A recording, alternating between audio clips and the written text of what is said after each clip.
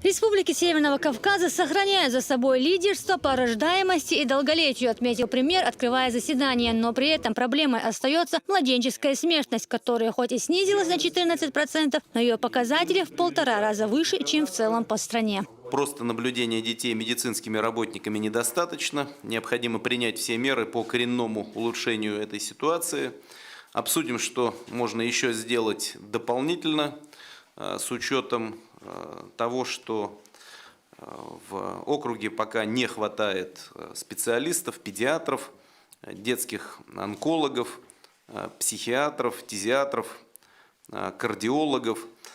И в целом надо признаться, что обеспеченность Северного Кавказа врачами, а здесь эта цифра 34,5 на 10 тысяч населения, ниже, чем среднероссийский показатель. Также говорили о проблеме с обеспечением пациентов некоторыми видами препаратов, в том числе обезболивающими для больных онкологии. Согласно данным, за 9 месяцев этого года в целом по Северному Кавказу только 18% от числа нуждающихся получили такие препараты. В своем выступлении Вероника Скворцова рассказала о достижениях и недоработках в системе здравоохранения СКФО. Так, по ее словам, нехватка врачей в округе остается острой проблемой, но и она решается. В Чеченской республике обеспеченность врачами остается низкой, 25,3 на 10 тысяч населения, но при этом за 9 месяцев этого года динамика положительная в Чеченской республике чрезвычайно высока. Это 7-е рейтинговое место среди всех регионов нашей страны. В 2015 году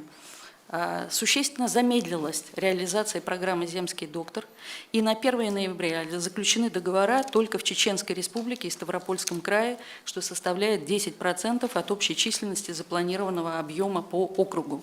Хотелось бы напомнить всем, что подготовка среднего медицинского персонала относится к исключительной компетенции регионов.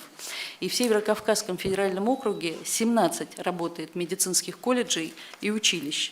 На сегодняшний день только Чеченская республика и Ставропольский край предусмотрели увеличение приема на 16 и 17 года. Необходимо это сделать и в других регионах. В свою очередь, главы регионов отметили, что в округе есть также проблемы с нехваткой ФАПов, наблюдается износ машин скорой помощи, низкая обеспеченность средним медицинским персоналом. Однако, что очень важно, эти вопросы обсуждаются на таком высоком уровне. Также руководители субъектов выразили благодарность премьер-министру за внимание к проблемам в области охраны здоровья.